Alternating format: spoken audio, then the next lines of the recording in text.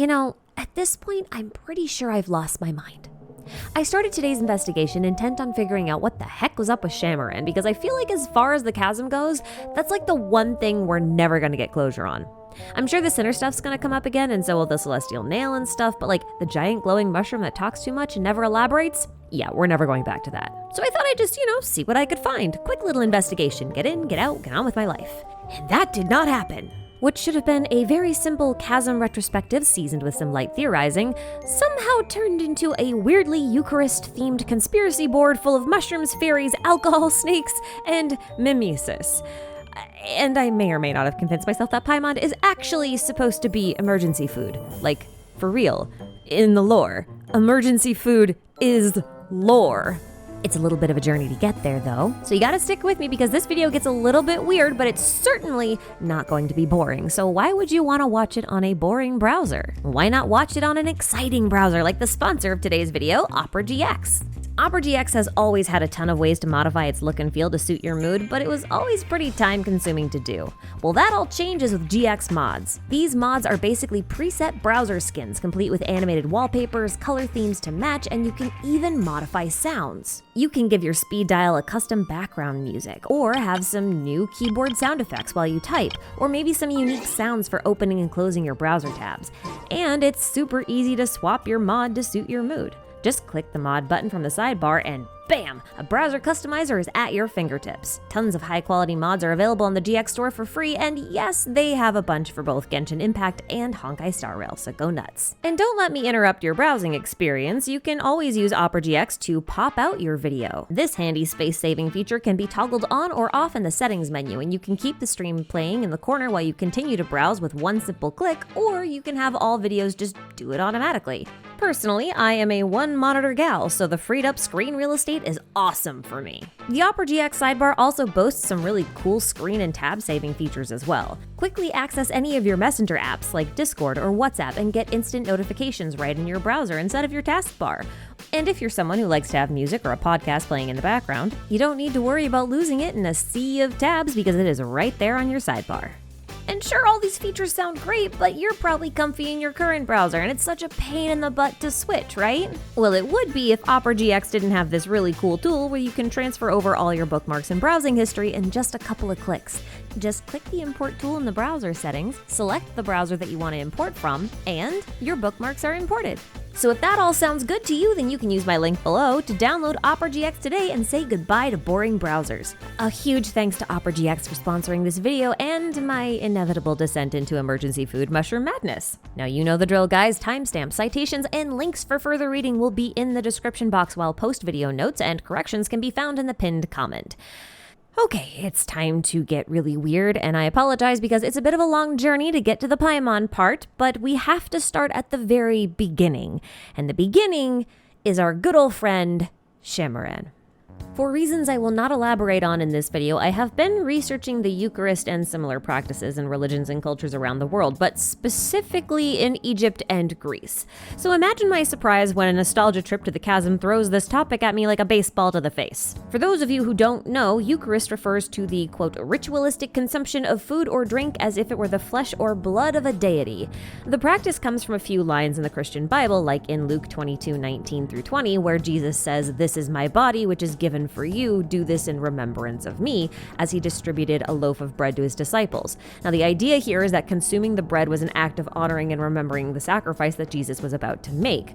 This is followed by Jesus pouring wine, identifying it as his blood that would seal a holy contract between him and God. This is called the New Covenant. The Old Covenant was a contract between God and the Hebrews, and that was signed not with Jesus's blood or a similar savior's blood, but with the blood of animals. So the Eucharist ritual is known as a sacrament, a very specific type of ritual in which God's grace is imparted upon the participants. In other words, it's a way to receive God's blessing. For the Eucharist sacrament, only bread and wine that has been made sacred through consecration, which is a type of blessing, could be used. So in summary, consecrated bread is the body and an act of remembrance, while consecrated wine is the blood and a symbol of the covenant or contract with God. For game lore reasons, this is kinda all you need to know. Now, into that, these Eucharist practices are a bit more literal than they are symbolic. Consuming flesh bestows longevity, knowledge, and power, and consuming blood does something similar for reasons we'll expand upon later. But for a quick example, you don't need to look any further than Apep, who formed a contract with King Deshret, which gave her the right to eat his body when he died in order to gain all the knowledge he had acquired. In this case, Deshret's body is the sacramental bread. But then we have things like the consecrated beasts, regular animals that ate the flesh of fallen deities and gained their powers and longevity, a concept that we're going to come back to later. But consecrated beasts are weirdly similar to the abysslings, and we know this because we can look at Jacob Ingold, a man who ate the flesh of a dragon and turned into an Inquisitus Baptist, gaining both elemental powers and longevity. Now we can assume that other abysslings transformed into their current shape via similar methods. After all, the people of Conrian descent did not turn into abysslings after the Cataclysm. That only happened about 100 years later after Clothar Alberic founded the Abyss Order, and even then we've seen other abysslings unaffiliated with Conria like Jacob and the Sinner's Cryo Herald. This suggests that the process is both voluntary and completely separate from the Cataclysm itself. Now, what's really interesting about this idea of eating the flesh of a deity or like a dragon or other non-human and gaining their power and longevity is that Genshin is using a lot of really specific terms. For example, consecrated beasts use consecrated, which means that they are quote-unquote blessed in a way that would make them appropriate to consume for a sacrament. And abysslings are all named after some sort of priest or church official. We've got like heralds, lectors, Baptists, and even the mages, since the word mage comes from magi, and that's a Zoroastrian priest. And incidentally, all of this is very similar to the concept of Mo Dao cultivation from the Chinese genre of xianxia. I'm not going to go into too much detail here about that because I already made an entire video on it, which you can find in the link downstairs. But I'm mentioning it because I think it's really cool that they all line up. At this point, you're probably wondering what the heck this has to do with Xamaran. Well, Xamaran is from Sumeru, they say as much, and Sumeru draws a lot of its inspiration from Persian mythology and Zoroastrianism, so it stands to reason that Xamaran would reference something, from Zoroastrianism or Persian mythology, right? Let me draw your attention to the Xamaran, a mythical being from Persian mythology, half human, half snake, and kinda like a naga. The name is split into two parts, Shah meaning king or queen, and Maran meaning serpent. So literally, queen of the serpents, or king. Because there are actually two big variants of the Xamaran tale, one with a serpent queen and one with a serpent king. Let's talk about the queen for now and save the king for later.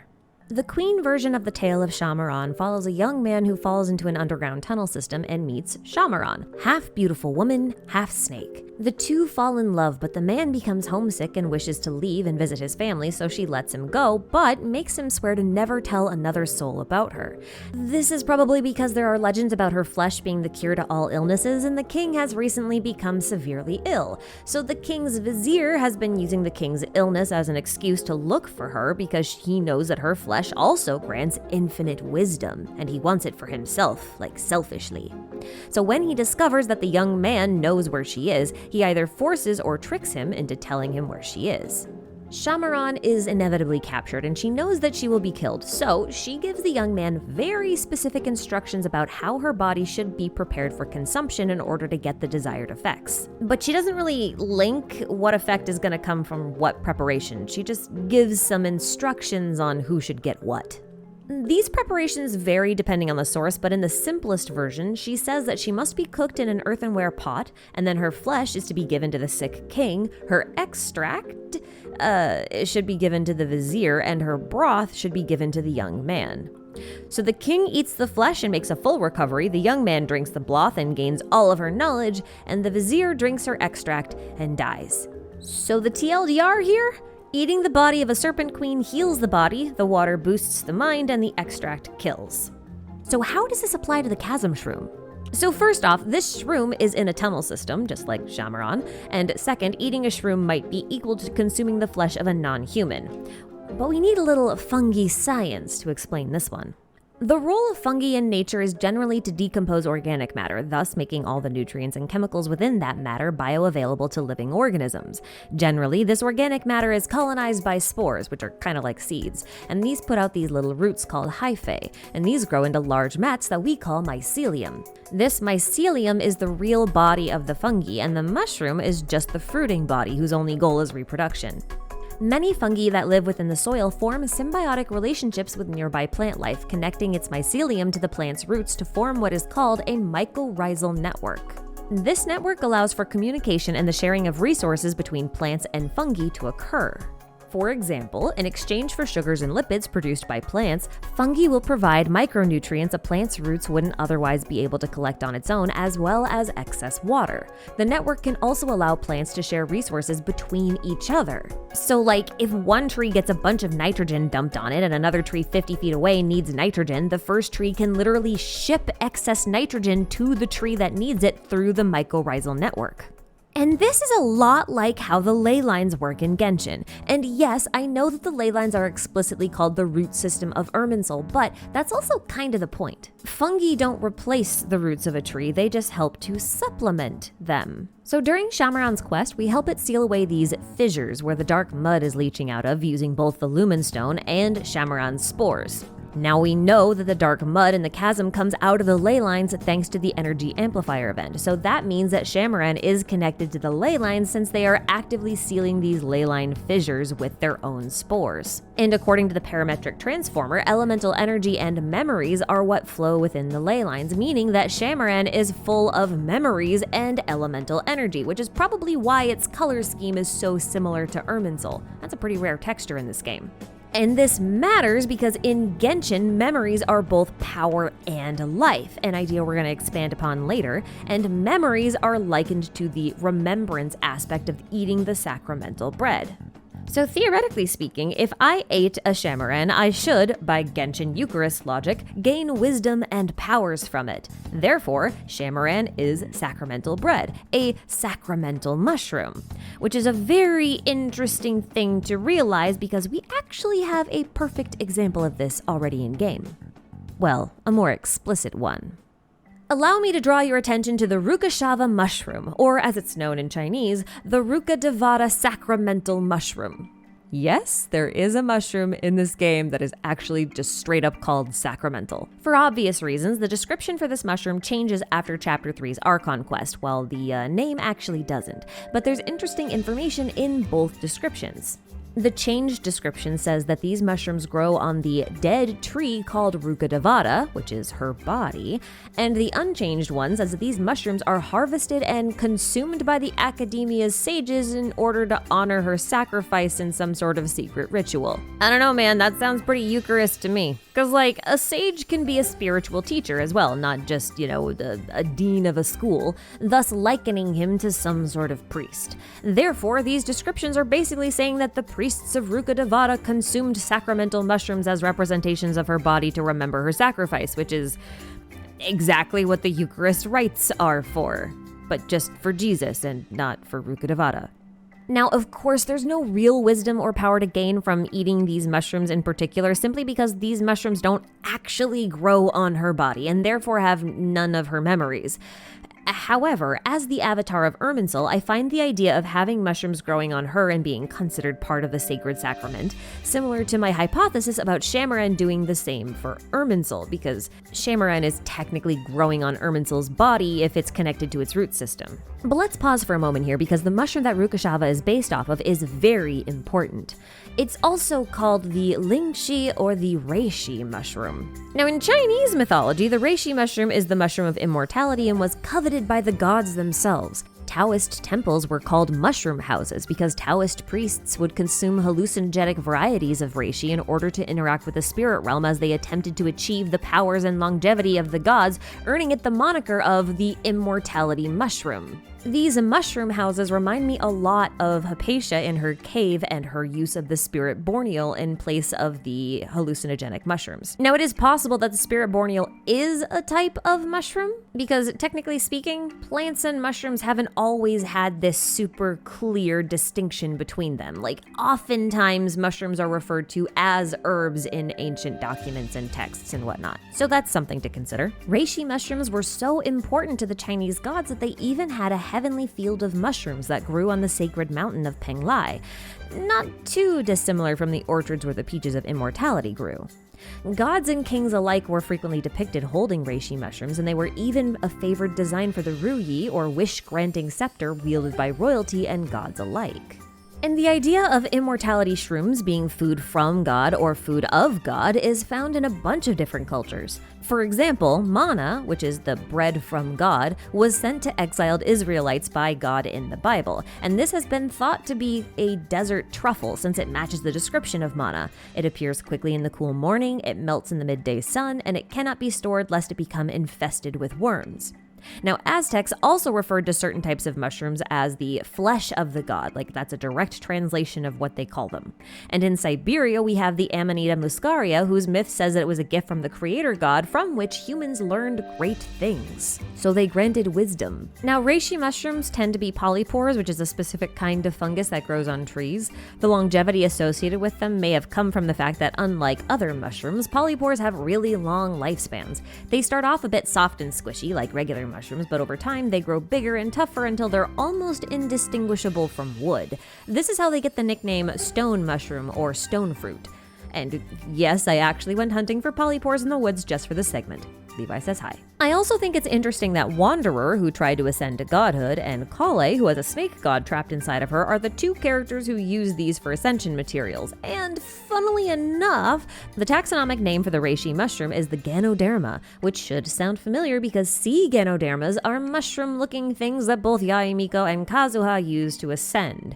Miko might use them because she's a temple priestess and the guardian of a sacred tree, but Kazuha is really funny to me because Ganoderma mushrooms varieties really adore maple trees and, well, just look at him. Okay, so for now we've established that the Rukkhashava mushrooms have a sacramental use and are based on the reishi mushrooms, which were consumed in order to grant immortality and special powers, something that we also see with both abysslings and consecrated beasts after they partake of le god flesh. But this mushroom is not the only reishi mushroom in the game. We've also got this so-called strange mushroom, which Clothar grew from the dead body of his wife, intending to use it as medicine to dehilichurl Caribert. And yes, I know I just got done saying reishi are polypores and grow on dead trees mostly, but they can grow on most wood-based substrates, and if we want to go a little bit crazy, we could talk about how Norse mythology says that humans were carved from trees, and that's why it's growing out of a dead body, but maybe we just don't go there for right now. Now, the medicine created from this strange mushroom had to be blessed by a god in order to work, which would make the medicine sacramental. But thus far, we've only really talked about how eating flesh or shrooms nets you power and longevity, neither of which were Clothar's goals, so what was the point of the medicine then? Well, we know that Clothar was trying to restore Caribert's memory, and this might surprise you, but the recipe that he followed to make this medicine is weirdly similar to a memory medicine that we make for Aranyaka during the Aranyaka quest, the Arahoma. The Arahoma is based on the mythical Homa or Soma, which has been identified as a plant, deity, or magical elixir that grants immortality. And I know that doesn't seem at all related to restoring memories, but stick with me here. So Clothar's recipe used the strange mushroom, which looks like a red reishi, a Sumeru rose, and a Culpulata lotus. Aranyaka had a subtly different list of ingredients. They needed a Zora mushroom, which is a special light blue reishi, and then a Yajna grass, which looks like a very red Padisara, which are normally the same purple as a Sumeru rose, and finally a Barsam flower, which is a type of lotus which could easily be misidentified with a Culpulata lotus. If he was just working with really loose descriptions of what these items should be and how you get them, then I could easily see how he would be making some mistakes. When Aranyaka talks about the Arahoma, he says that it's an elixir that carries our memories, then equates memories to life when he says, there are dreams because there is memory. Memory is nourished, so there is life. By this logic, the Arahoma is also an immortality elixir or an elixir of life because memories promote life. This is why the Arahoma is needed to heal Mautiyima, the decaying forest. They need to share their memories with the guardian fungi named Jami Keomars, who is also named after our primordial Zoroastrian king for some reason, and he will then absorb the memories within the Arahoma and allow the memories to flow into the heart of the forest itself. Kind of like we just injected something into a mycorrhizal network. To put a further point on this, he later says that, quote, death is just a one-time loss of memories. So if memories nourish life and death is just a one-time loss of memories, then memories are life.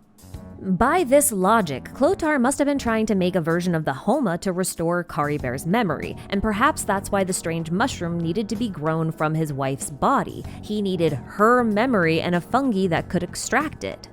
In this way, the mushroom-based Homa is a sort of sacramental beverage in the same way that mushroom flesh can be a sacramental bread, and weirdly, both are a path to immortality. Which, for the record, is still totally in line with the Eucharist rites because Jesus claims that those who partake will live forever because he will return for them at the end of days. One Eucharist prayer from the Didache says, "You gave us spiritual food and drink and eternal life through your Son."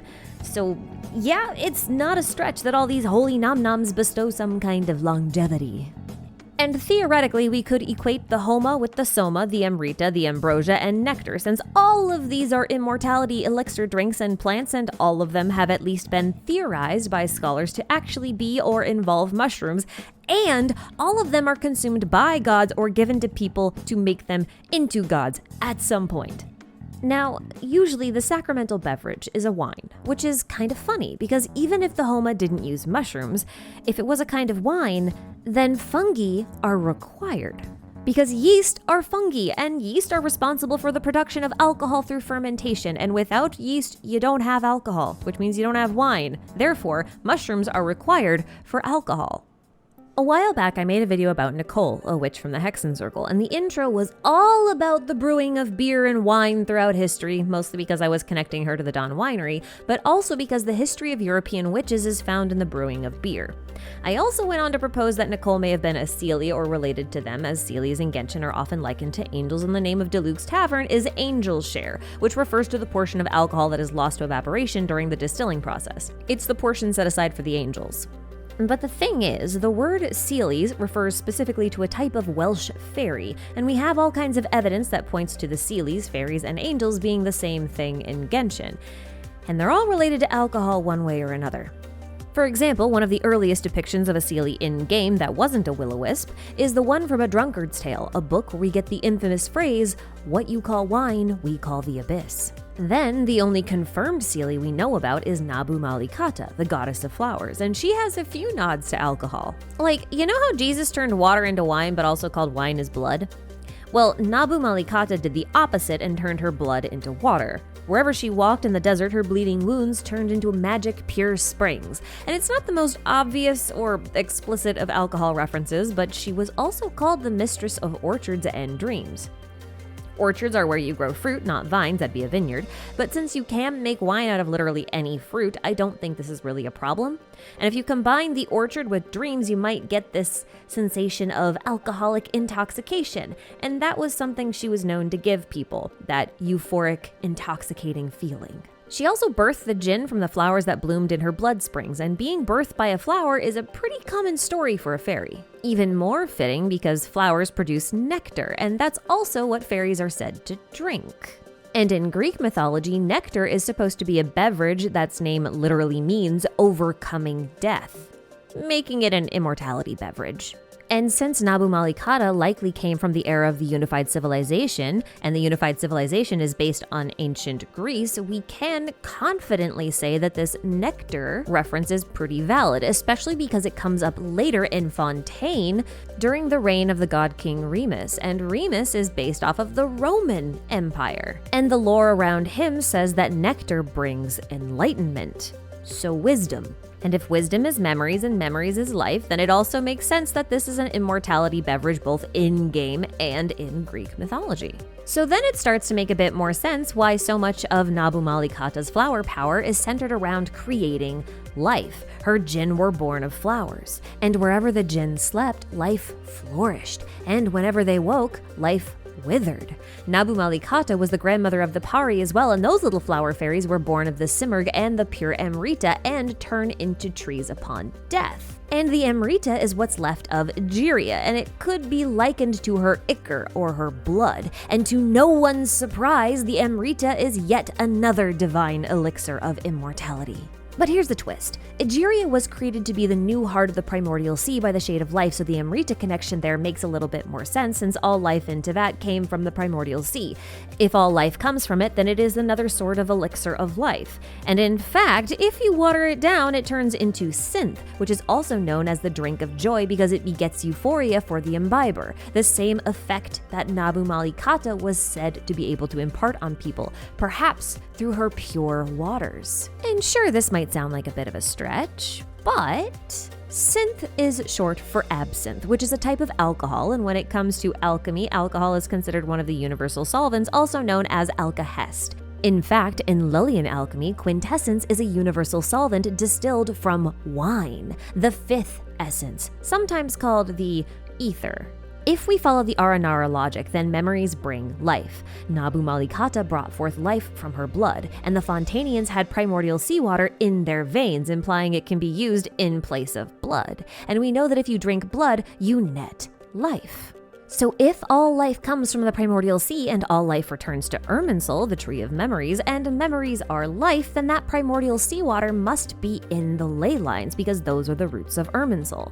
And from there, we can perhaps create a trifecta of life-based elixirs. Ley line juice can be nectar, primordial seawater is absinthe, and the forbidden knowledge might be wine since it comes from the depths of the abyss, and according to the Drunkard's Tale, wine and the abyss are related.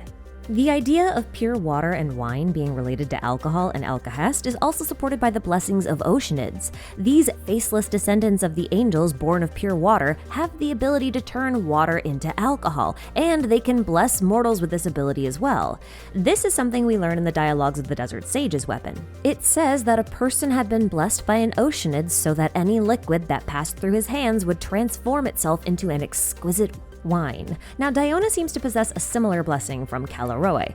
Although this one doesn't explicitly turn water into wine, the actual blessing found in Diona's 5th character story says, "May your cup always run over with the sweet wine of celebration."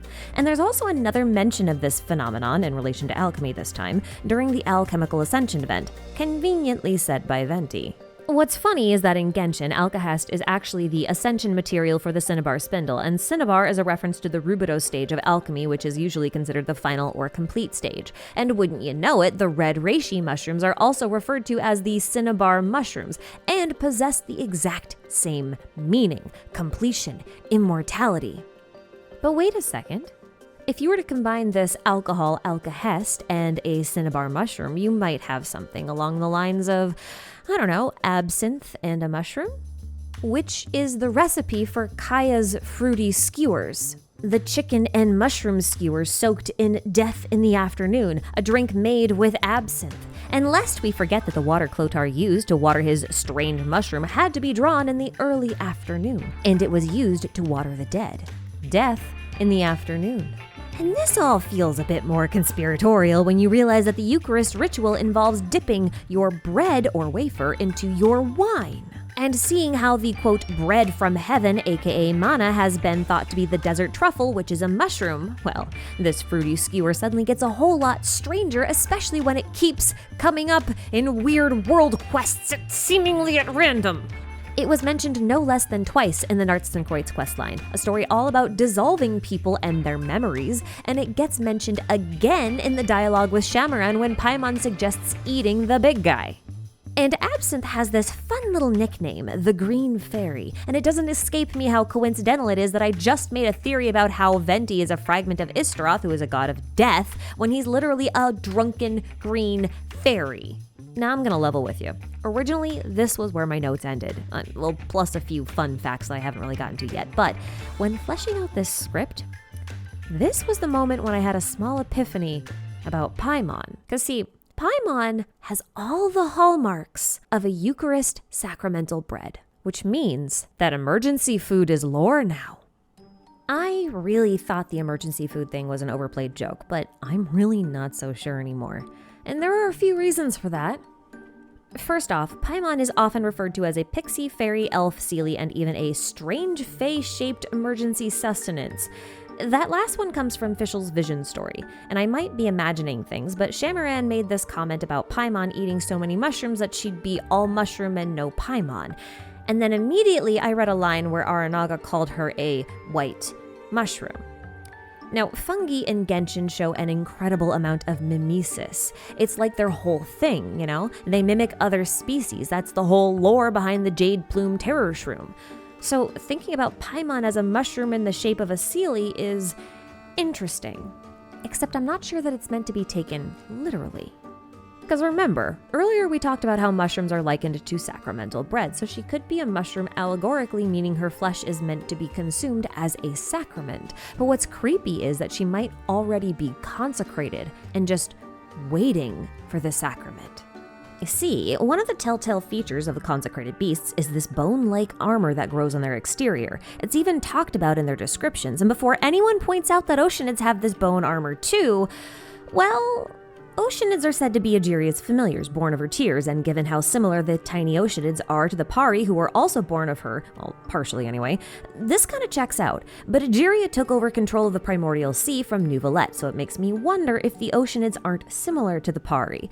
Instead of being born by mixing Nabu Malikata's Simurgh with Egeria's Emrita, they could have been born of Egeria's power and Nuvalet's remains. Egeria was said to feel great sympathy for the dragons, after all, and the same text that says this also has the line, "The lizard bones turned to mud from which swans emerged," which could allegorically refer to Nuvalet losing his proper form and oceanids, who are very bird-like, emerging from those remains, much like the Pari from the Emrita. Of course, this is just speculation, but it feels kind of reasonable in context. And there are a few other weird interactions with regards to her as food that are not played as a joke. A guy named 2 in the Chasm has this conversation that you can unlock, and I don't have footage for it, sorry, but the conversation is really distressing in the context of the Eucharist and Paimon, because he says, "Let me tell you something. Rex Lapis's exuvia has actually transformed into some blonde-haired young man, and with another part of his adeptal powers, he turned into some sort of adeptal fruit that can get angry and even sneeze." The adeptal fruit here is Paimon, and if you ask him about it, he says, "That's right, they say that this adeptal fruit was created from the very essence of the adeptal energies of heaven and earth themselves. If a mortal were to eat it, they would be granted great longevity and power enough to fell a bull in a single punch." Granted longevity and power? What, you mean like an abyssling? Or a consecrated beast? Or like consuming a reishi mushroom, this fruiting body of the fungi? And it doesn't help that the traveler can identify Paimon as this adeptal fruit either. At this point, I kind of wondered if my imagination was just like running away from me, but then my lore buddy Crystal Marie pointed out that in Abramelin magic, the demon Paimon is considered a sacrificial lamb, or maybe it's better called as a scapegoat. A sacrificial goat. I learned this at the same time that I learned that the Persian version of the name Paimon is Payman, which is a name that refers to, and I'm not making this up, the covenant with God. Like the original one God made with the Hebrews that was sealed in the blood of animals, and like the second one that Jesus made with God that's remembered through the Eucharist sacrament with the wine. Now, I've seen some theories pitched by multiple people on Discord and Reddit and YouTube and stuff that all think Paimon is the traveler's vision. I don't think this is the case literally, but I also don't think it's not the case. Like, I don't think that's too far from the truth. The flavor text for the traveler's talent descriptions always include Paimon, which is kind of weird. Take the Animo skill, for example, where it says, "You discuss the way to grasp the formless wind with Paimon," or the Dendro burst, where you say, "You and Paimon studied the sounds of plants that sprout after rain." And this happens for all talents. Paimon's in all of them, but why would you include her? What does she contribute to this? And the answer lies with Xamaran. Okay, so we know that Xamaran is from Sumeru, but we can also assume that they were around during the time of Deshret's reign, since that's the point in history where desert and rainforest would exist simultaneously, and Xamaran references both. And sure, she could be something that's much more recent, but she has this line where she says she knows many-legged ones who make no use of their feet, yet Xamaran knows not any Paimon. And the only thing in Sumeru that really fits this description is either Aranara or the Jinn. And I'm inclined to say djinn here because the djinn can float but are legged and exhibit many of the same fairy traits as Paimon, like the sound of bells and their mischievous nature. So I think the implication here is that Paimon is djinn-shaped, because you remember that whole fae-shaped thing, right? Well, Deshret was the king of the jinn, and that's enough to make him a reference to King Solomon, and King Solomon controlled the jinn via a ring that he was given by God. Now, do you remember how I said there was another Xamaran folktale? One that doesn't involve Xamaran being eaten? The king version? Well, the king version of the tale is quite different from the queen version. This tale is all about a kind but very poor boy who takes in stray animals and shares his bread with them. One of the animals that he saves is a lizard who is the child of the Xamaran, and in thanks for saving his child, the Serpent King gifts the boy a wish-fulfilling ring which will grant the boy anything he wants as long as he recites a prayer which goes something like, "O ring, I ask of you, and you ask of the Lord of heaven and earth," followed by his wish. It's a ring that called upon the power of God, the Lord of heaven. We're gonna come back to this.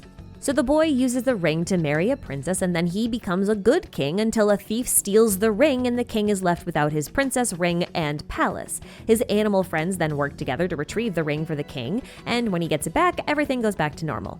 But let that sink in for a second. A ring given from God that makes one king? I mean, that sounds a bit like Solomon's ring. Even more so when you remember that the demon Asmodeus stole the ring from Solomon to rule the world in his place. Without his ring, Solomon was just a normal man. But one day the ring fell from heaven into the sea where it was eaten by a fish. And this fish was caught and given unknowingly to Solomon, who ate it and recovered his ring. And that allowed him to reclaim his throne and defeat Asmodeus. So, the sustainer of heavenly principles is named Asmodee in the game files, which is another name for Asmodeus. And we, the traveler, fished Paimon out of the sea.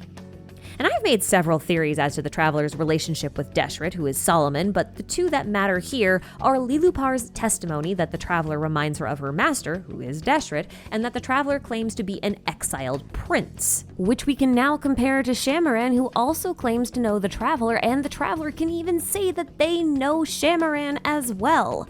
And remember, this is a Sumeru mushroom likely from Deshret's era. She would likely know Deshret. And I would also like to point out that the Heavenly Father in Genshin is actually the Dragon King Nibelung. That is what he's called in Chinese in Neuvillette character stories. So you've got a ring from the Heavenly Father Nibelung that grants wishes and makes you king of the world, and that's literally the plot of the ring cycle, which Genshin has drawn heavy inspiration from, especially with regards to Conria. And now Kaya's chicken and mushroom skewers look really, really, really suspicious, as if they weren't enough already. So you eat the fish, get the ring, make a wish, and rule the world. And if Paimon is Seelie-shaped and Seelies are shaped like sea slugs, then she might not be a fish, but some kind of aquatic life. And did you know that the symbol of Jesus is the zodiac Pisces, the symbol of the two fish? And lest we forget that Jesus has his own fish symbol, the literal Jesus fish, the ichthys. And what was it that Jesus was again? Ah, right, he was a sacrifice. The reason for the Eucharist rites. And we may have fished Paimon out of the sea, but Paimon also might be the metaphorical bait at the end of the fishhook. Consider how Canotila called Paimon a kite with a string going up into the sky. But if you think about that more literally, it sounds a bit more like a hook at the end of a fishing line. Does that mean that Celestia is trying to get the traveler to bite? And I also want to point out that fairy rings are mushrooms that grow in a ring, said to be portals to the other world, and are also called witches' rings because witches dance around them, and if Xamaran is a name for a serpent, or rather a snake, then suddenly Dainsleif is looking mighty suspicious because his constellation is a snake ring, and he was found by a fairy while clutching a ring. And if that's not enough, Paimon gets called every synonym of child under the sun, but the one that stands out to me the most is hatchling, because both Xamaran and Sumi, a vassal of a snake god, call her that. And it bothers me because she's also been called a pigeon adeptus, and pigeons are doves, and when I think of Deshret and doves, I think of the chemical marriage because that's the alchemical marriage of the Red King and the White Queen, which is facilitated by a dove. A hatchling. And if that's Paimon and Paimon is a ring, then the whole facilitating thing is a wedding ring, isn't it? And no, I don't mean like a literal one. Deshret didn't literally marry the goddess of flowers. This is an alchemical marriage. It's science-y. But Deshret here is obviously the Red King because he's the Scarlet King, so you know. But the goddess of flowers must be the White Queen because she's associated with the silver moon. It's an alchemical metaphor, and this alchemical union of these two resulted in the acquisition of forbidden knowledge, which must be wine because it comes from the depths of the abyss, and what you call wine, we call the abyss. But the traveler and the sibling are also called the abyss by Clothar Alberic, but actually, you know who else keeps getting called a child despite being hundreds or even thousands of years old? The traveler. Throughout the whole game, there's another ongoing gag, just like the Paimon emergency food one. Whenever there's alcohol present, someone will inevitably say something like, "The traveler isn't old enough to drink," or some variation thereof. But in a Eucharist context, this simply means that the traveler hasn't come of age yet. So here's the thing. When it comes to the Catholic Church, which I'm going to use as an example because there are too many variations among Christian denominations to reasonably cover here, there are 7 sacramental rites, of which 3 are mandatory. These rites are baptism, confirmation, and communion. The baptismal rite is more of an initiation ceremony, a way to introduce someone into the Catholic faith. Confirmation is the rite to seal the deal, or rather to enter a covenant with God and to become a witness of the faith. And performing the communion shows one's willingness to commune with God. So theoretically, if the traveler is considered a witness, then they have undergone confirmation, perhaps by touching the statues of 7, which means that communion is next. Expression of one's willingness to participate. Now, communion is basically the Eucharist rite, but most of the time when someone says communion, they're specifically referring to the first communion, which is the first time someone participates in the Eucharist rite. This rite is generally performed by people as young as 7 or as old as 16, and it is generally considered a rite of passage and a mark that one has come of age. Not of drinking age, though, but given that wine is used in communion as this is the Eucharist rite, I think the reference kind of holds here. The traveler hasn't come of age and therefore isn't ready to consume any wine, or perhaps Paimon. And look, I don't think we're actually going to eat Paimon like straight up, but I do think it's possible that we're supposed to either fuse with her, or absorb some aspect of her in order to complete our ascension. If she is similar to the dove that I mentioned above in the chemical marriage of alchemy, then she's the catalyst, the representation of a covenant, something necessary to finish the job. And since the traveler is prophesied to ascend to the seat of God in the end, well, I mean, that's it then, isn't it? I'm tired. I think I wrote like 5 drafts for this. Like originally I had a whole section on butterflies I had to cut because it didn't really fit anywhere, so maybe they'll get their own video soon where I just talk about butterflies and sealies and why every non-human in Genshin is definitely a fairy, and then, you know, what different types they are. That sounds like fun. Anywho, I've got one more bit of lore for you while we thank our tasty little channel members. Now, did you know that the most likely origin for the concept of pixie dust being fairy magic comes from the Sandman, the sleep fairy? Well, it's true. Well, most likely true.